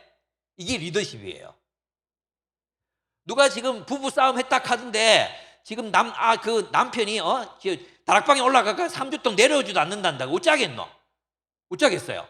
장로님 목사님 찾아가가지고 이 새끼가 돌았나? 이리로 내려와봐라. 네가 미쳤구나. 그런 말을 할 수 있으려면 그러면 여기서 장로님 오셨습니까? 형님 오셨습니까? 이렇게 되려면 우리에게 뭐가 있어야 되겠어요? 관계, 신뢰. 우리 그 정도 기본적인 관계, 공동체가 돼야 되지 않겠습니까? 다 컸지만 뒤통수 한 방 때릴 수 있는 관계, 그래도 기분 나쁘지 않은 잘못했습니다. 이럴 수 있는 관계. 세상에서는 그런 일들이 막걸리 마시면서 일어나는데 교회에서는 각자 도생하고 있는 거예요. 이 비밀이 알려지면 안 된다. 내가 죽은 것을 사람들에게 알리지 마라. 내가 불행한 것을 사람들에게 알리지 마라. 나랑 남편이 싸웠던 걸 셀에 발설하지 마라.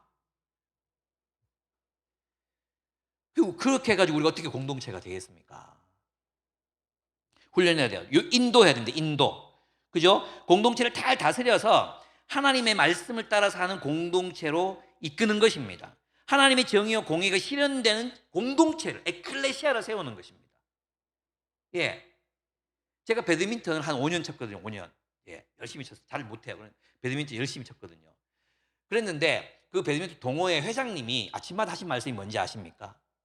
우리가 가족입니다.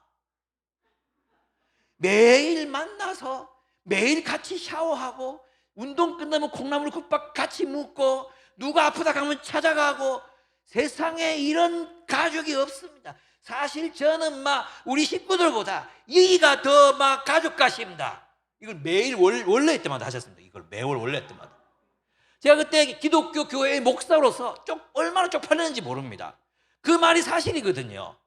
교회가 배드민턴 동호회보다 뭐하구나, 이런 생각이 드니까 자괴감이 얼마나 들었겠습니까? 근데 다행히 이 배드민턴 공동체가 시합하다가 형님한테 대들었다고 깨졌습니다. 그렇지, 역시 세상 공동체는 안 돼, 안 돼, 교회라 해야지. 그러긴 했어요. 하긴 했지만 사실 부끄럽잖아요. 예. 교회 리더십이 해야 되는 일이 뭐냐? 내 소그룹, 내 목장, 내 청년부, 내 청소년들이 서로를 사랑하는 공동체가 되도록 세운, 하나님의 정의와 공의가 실현되는 공동체가 되도록 리더십을 발휘하는 거예요. 사람들을 가르치는 거예요. 서로 용서하고 화해하는 공동체가 될 수 있도록 돕는 거예요. 나눔의 공동체가 될 수 있도록 돕는 거예요. 우리 리더십과 영향력을 인도하는 거예요. 인도. 그게 우리 역할입니다. 그리고 성도들을 잘 돌봐야 합니다. 아까 말씀드렸던 것처럼 그런 경제적이고 도덕적이고 관계적인 문제들까지 다 이렇게 잘 돌볼 수 있는 그런 교회가 되어야 됩니다. 교회는 극장이 아닙니다. 목사가 원맨쇼 하는 거 보고 돌아가는 그런 교회가 아닙니다. 그것이 교회가 아닙니다. 저는 우리 교회 성도들에게 가르칩니다. 예배 못 와도 좋다, 속으로 빠지지 마라. 예배 못 드려도 좋은데 속으로 빠지지 마라. 그래서 이 말 진짜 믿고 예배 안 오고 속으로 가는 애들은 나한테 야단 맞죠. 또 이렇게 이 자식이 말이야, 그거는 하는 말이지, 진짜 그거 하면 어떡하노, 이러면서 얘기를 하긴 하지만 정말로 부득이하게 속으로 빠질 수밖에 없는 상태라, 이게 예배를 빠질 수도 있어도 속으로 공동체 가라고요. 우리가 공동체로 사는 게 더 중요하다. 예배 한번 빠져도 된다. 그래서 저희는 있잖아요, 소그룹이 우리 수요일 피정 갑니다 하고 토요일 날 제게 연락하고 주일 예배 빠져도 돼요. 주일 자기들끼리 가서 예배 드려요. 온라인으로 예배 드리고 하루 종일 말씀 보고 묵상하고 나누고. 그래도 우리 교회는 괜찮아요. 나눔 교회는 그렇게 하면 안 되는 분위기 같아요. 지금 딱 내가 실수했던 생각이 드는데 그렇습니다. 어쨌든 교회는 하나님 나라의 공동체로 사는 마을이에요. 마을. 큰 가족이에요. 가족. 이게 되면 어떤 사람들이 뭐 이렇게 좀 이렇게 있죠. 이 걱정이 되겠습니까? 별로 걱정 안 돼요. 그들이 공동체로 살고 있으면. 그렇습니다. 그래서 리더는 첫째 자세들이 나옵니다. 자세. 억지로 하지 말고 하나님의 뜻을 따라 자진하여 하라 그랬어요. 어떻게 하라 그랬습니까? 억지로 할 것이 아니라 하나님의 뜻을 따라 자진하래, 자원하는 마음으로 하라 그랬어요. 이 억지로 한다는 말은 강제적으로 강요에 의해서 하지 말라는 뜻입니다. 이게 무슨 말이냐 하면 타인의 의지로 하지 말라는 거예요. 타인의 의지, 누가 원해서 하지 말라는 것입니다. 근데 누가 권하지 않으면 여러분 안 하잖아요. 그죠? 목사님이 이 부서 섬겨주세요, 여기 리더 좀 해주세요, 이래야 하잖아요. 타인의 권면을 받더라도 하나님의 뜻을 따라 하라는 거예요. 그러니까 이 말이요, 하나님 앞에서 자원하는 마음으로 결정하라는 거예요. 하나님의 뜻을 확신하고 하라는 거예요. 누가 권할 수 있어요. 타의에 의해서 그 사역에 대해서 내가 생각해 볼 수 있어요. 그러나 그렇게 하더라도 반드시 하나님 앞에서 결단하고 하라는 거예요. 하나님 뜻에 순종하는 마음으로 하라는 거예요. 하나님의 뜻에 대한 순종으로 하라는 거예요. 그렇지 않으면 어떻게 되는지 아십니까? 원망합니다. 많은 선교단체 리더, 선교단체를 했던 사람들이 졸업하고 취업이 잘 안 돼요. 서울은 어떨지 모르겠지만 대구에서는 취업이 안 된 사람들이 많아요. 원망합니다. 내가 그때 IBF 운동, 선교단체 운동 좀 열심히 덜 하고 공부 좀 더 했으면 나도 좋은 데 취직할 수 있었을 텐데, 저는 꼭 그렇다고 생각은 안 해요. 걔들이 IBF 운동 안 하고 공부만 했다고 해서 좋은 데 취직할 수 있었을까? 내가 아는데 그건 아니에요. 그런데 그런 원망을 하게 된다고요. 핑계 대게 된다고요. 그때 내가 취업 못하더라도 내게 지금 주어진 하나님의 뜻이 캠퍼스에 있는 영혼도 돌보는 거라면 하겠습니다. 하나님의 뜻 때문에 하는 거예요. 하나님 뜻 때문에. 여러분 하나님 앞에 물어야 돼요. 누가 리더로 섬겨주세요 그랬잖아요. 하나님께 물어요. 하나님, 내가 하는 게 맞습니까? 하나님 앞에서 예, 제가 하겠습니다. 사람이 없다면 제가 하겠습니다. 자원하는 마음으로 하겠습니다. 이게 자원하는 마음이에요. 그래서 자원하는 마음이란 하나님 앞에서 묻고 순종하는 마음으로 소명을 쫓아 행하는 것, 자기 결단으로 하는 것입니다. 그래서 있잖아요, 이 마음으로 하다 보면 어떤 마음이 생기는지 아십니까? 의무감과 책임감으로 하게 됩니다. 의무감과 책임감으로.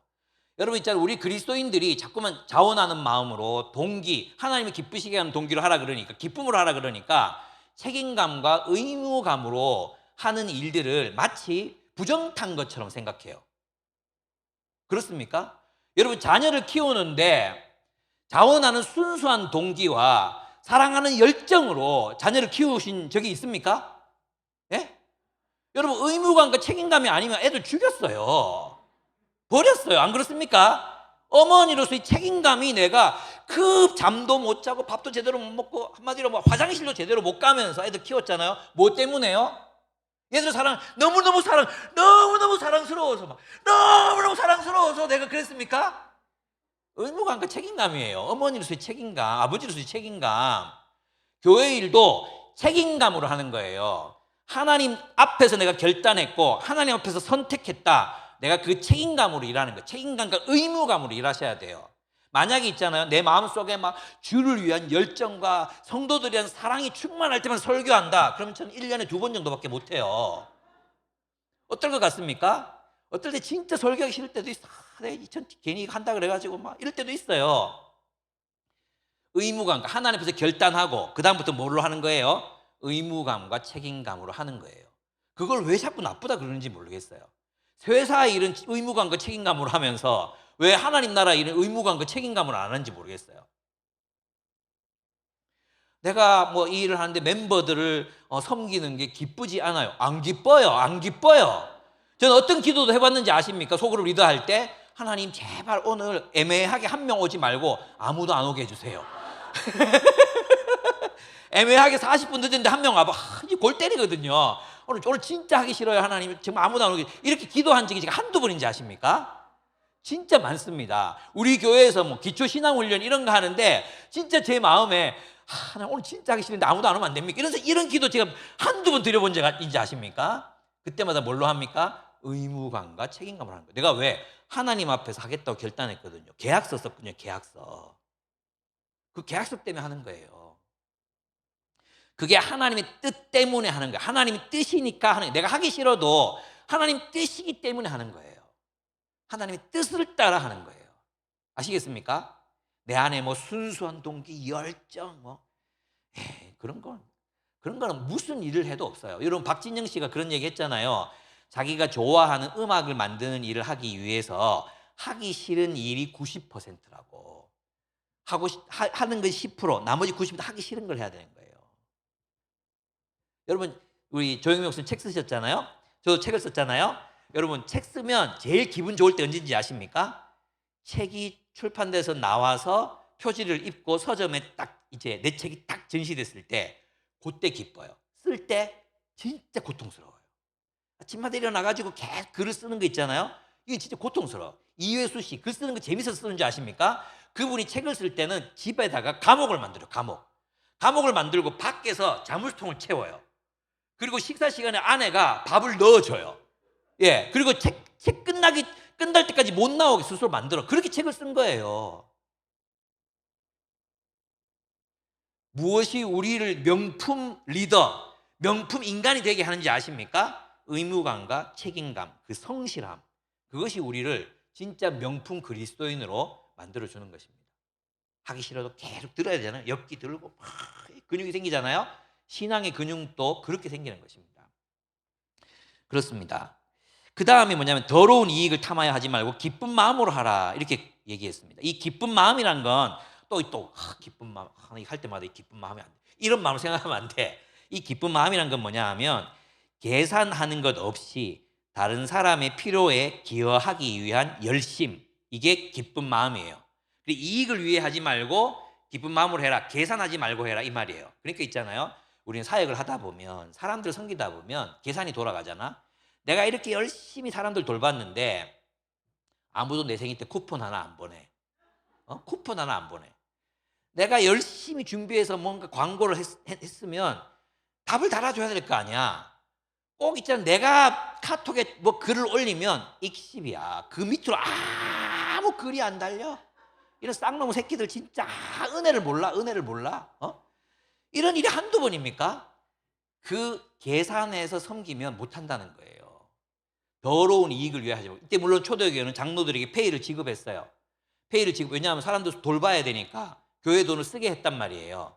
그런데 있잖아요. 우리가 살다 보면 자꾸 뭔가 돌아올 것을 기대한단 말이에요. 내가 이만큼 해줬는데 그런 마음으로 사역하면 안 된다는 거예요. 예. 돌아올 것이 없. 내가 주님 앞에서 주님이 아신다. 꾸준히 해. 그러면 있잖아요. 사람들이 알아요. 시간이 오래 걸려요. 1년 해서 되는 게 아니에요. 제가 한 20년 하니까 이제 쿠폰 좀 들어옵니다. 1년 쓸 거 정도 들어옵니다. 1년 쓸 거 정도.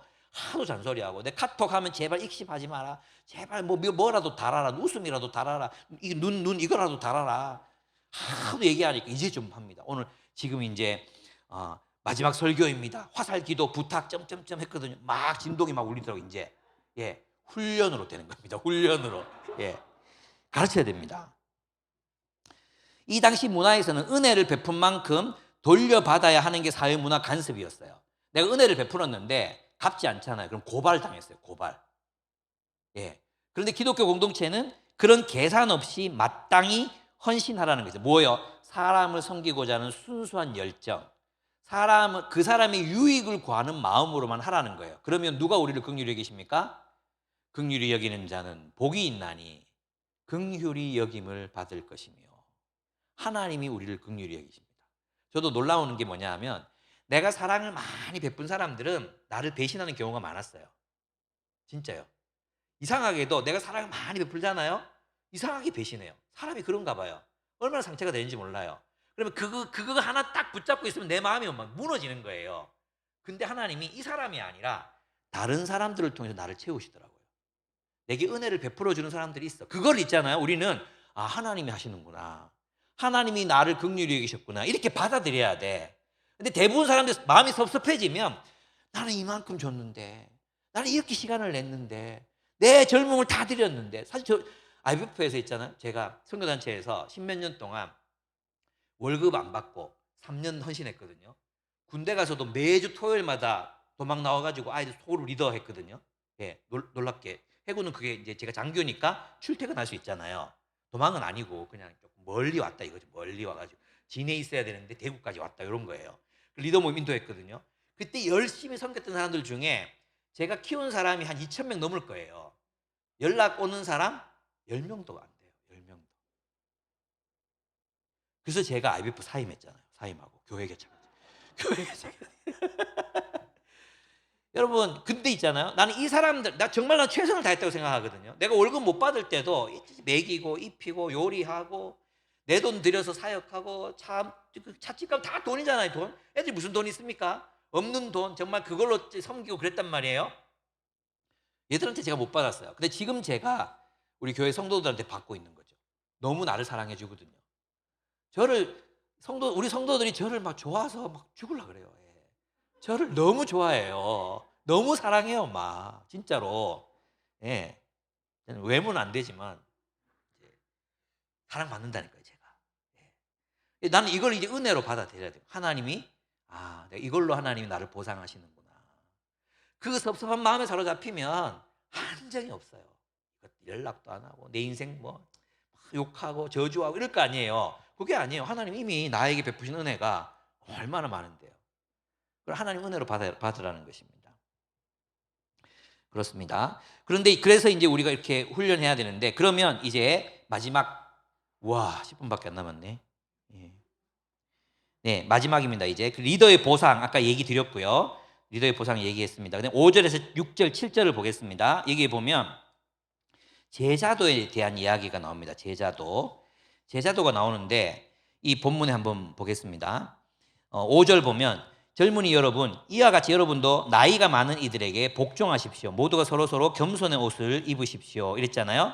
근데 여기서 복종하라는 게 무엇에 대해서 복종하라는 거냐 하면 3절에 대해서 복종하는 거예요. 여러분은 여러분이 맡은 사람들을 지배하려 하지 말고 양떼의 모범이 되십시오 했죠. 이 모범이 된다는 건 단순히 윤리적 모범이 되는 게 아니에요. 성경에 보면 이게 원래 어떤 뜻이냐 하면 원본이 되라 이런 뜻이에요. 원본이 되라. 이 모범은 뭐냐 하면 다른 말로 익sem플이 되라. 시범을 보이라 이런 뜻이에요. 그래서 교회의 리더십과 제자도는 어떤 관계냐 하면 리더는 시범을 보이는 거예요. 시범. 그게 도제예요. 도제. 우리가 건축 기술 배우려면 그 위에 그 스승한테 배워야 되잖아요. 그죠? 배워서 일을 하잖아요. 교회의 제자도는 그런 거예요. 그냥 단순히 성경 지식을 가르치는 게 아니라 하나님 나라를 사는 법을 가르치는 거예요. 사랑하는 법을 가르치는 거예요. 약자들이 왔을 때 그 약자를 어떻게 도울 것인지를 내가 example, 원본이 돼서 가르치는 거예요. 나랑 누군가와의 관계가 틀어졌어. 근데 이 리더가 어떻게 그 사람과의 관계를 회복하는지를 example로 보여주는 거예요. 원본이 돼서 보여주는 거예요. 그럴 때 그 원본을 잘 따라가라 이거예요. 잘 따라가는 게 뭐예요? 제자돼, 복종하라의 의미예요.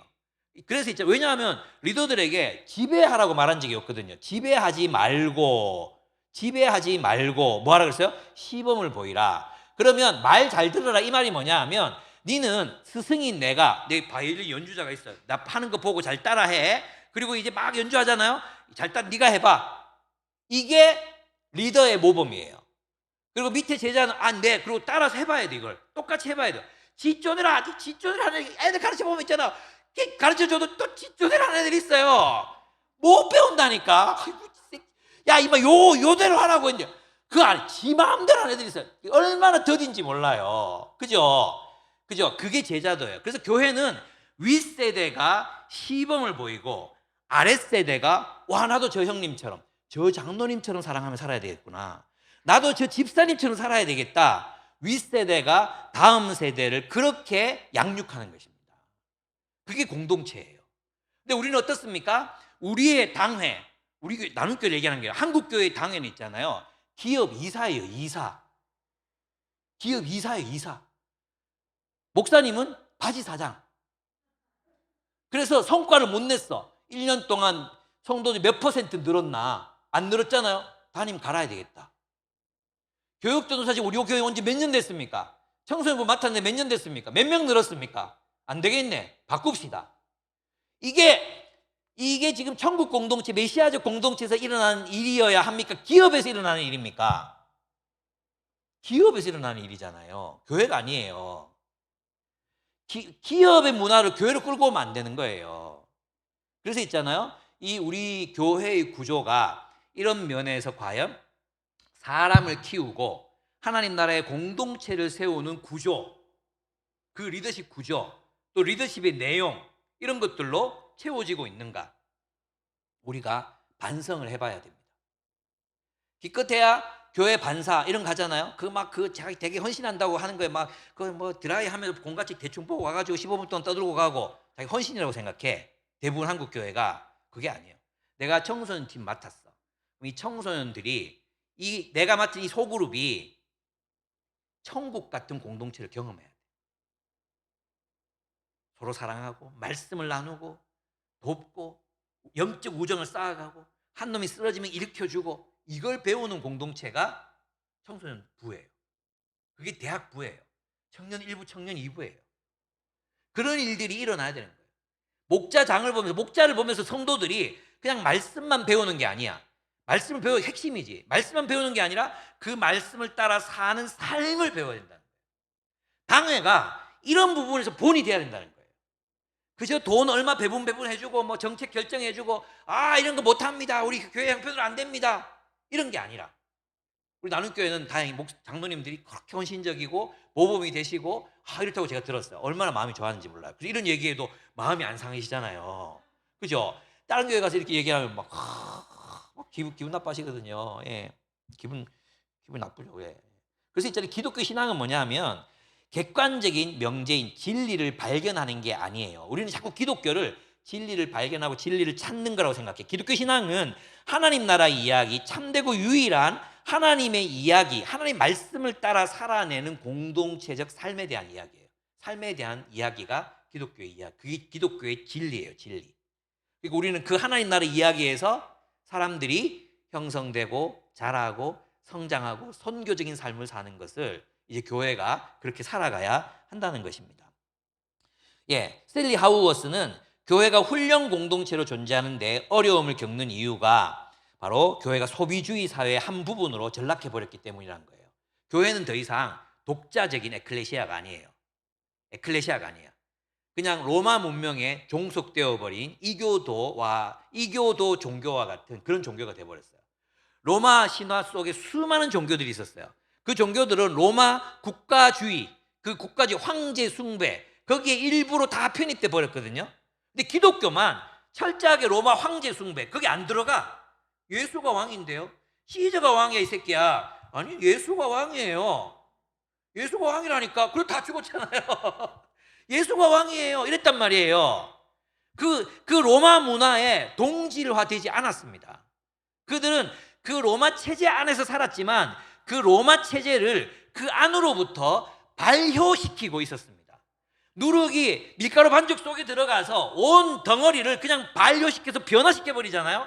그것처럼 기독교는 로마 문명 자체를 변화시키고 있었어요. 그래서 어떤 로마 황제가 로마를 지배하고 있지만 실질적인 지배자는 예수가 될 것을 두려워했습니다. 이러다가 다 기독교 되는 거 아니야? 이러다가 로마 신들은 유명무실해지는 거 아니야? 그걸 두려워했던 기록이 남아 있습니다. 다르게 살았거든요.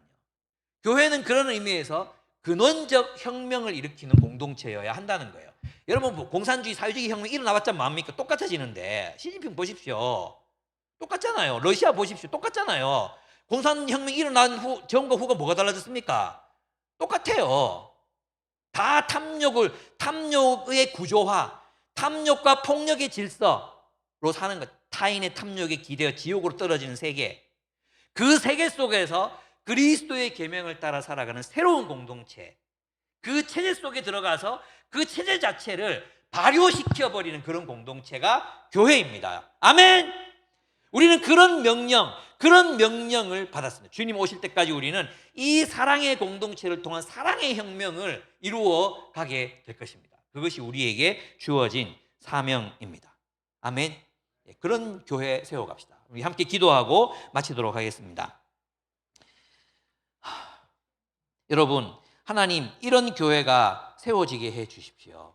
이런 교회가 되게 해 주십시오. 우리가 정말 살아있는 하나님의 교회, 메시아적 공동체 이루게 해 주십시오. 사랑의 공동체를 이루게 해 주십시오. 세상을 이기게 해 주십시오. 세상을 그 안으로부터 변화시키게 해 주십시오.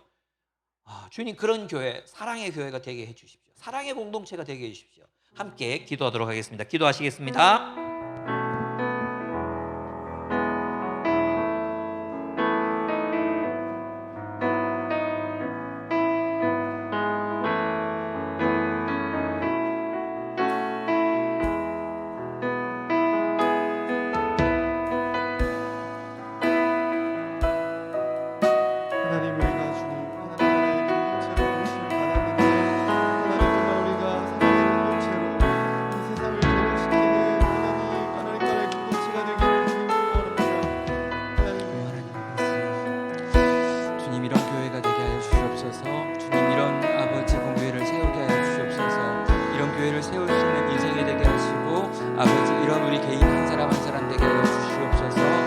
아버지 이런 교회에서 행복하게 하시고 주여 하나님 아버지 이런 교회가 누리는 복을 아버지 우리가 누리게 하시고 주여 아버지 그렇게 살고 또 살아가는 주여 하나님 아버지 한 번밖에 없는 우리의 삶이 가장 의미 있고 존귀하고 아름다운 그 일을 위해 쓰여지고 또 그렇게 사그라져가는 오 하나님 아버지 그런 인생 되게 하시고 그런 교회 우리 교회 되게 하여 주시옵소서. 오 하나님 아버지 참으로 주님이 우리 각 사람들 가운데 이 말씀을 통해 주신 아버지 이 마음과 열정과 소망을 품고 오늘 걸어야 될 이 길을 오늘 사야 될 이 길을 하나님 아버지 살고 살아가는 저희 되게 하여 주시옵소서. 오늘도 주님 은혜 베풀어 주시옵소서. 주여 아버지 이 말씀이 우리의 것 되게 하여 주시옵소서. 오 하나님 아버지 좀 도와주시옵소서.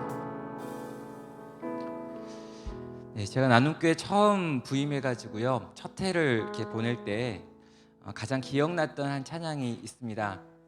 네, 우리 한 장로님이 이제 좀 이 찬양을 난 너무너무 좋아한다 그래가지고 부르셨던 찬양인데요. 이런 교회 되게 하소서라고 하는 찬양을 그때 저희 모임에 첫 해 부르셨습니다. 나눔교회가 굉장히 어려운 때이고 힘들었던 때인데 늘 이 찬양을 부르며 이런 교회가 우리 나눔교회가 되기 원하며 이런 교회를 세우는 그런 담임 목사를 기다리고 있다라고 하면서 부르셨던 찬양인데요. 이런 교회 되게 하소서 한번 같이 찬양하도록 하겠습니다.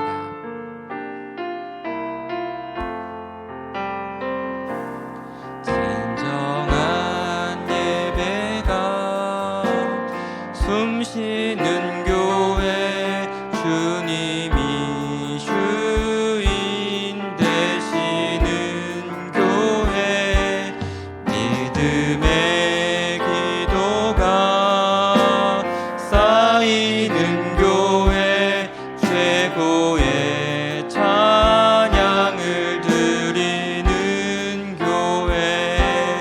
말씀이 사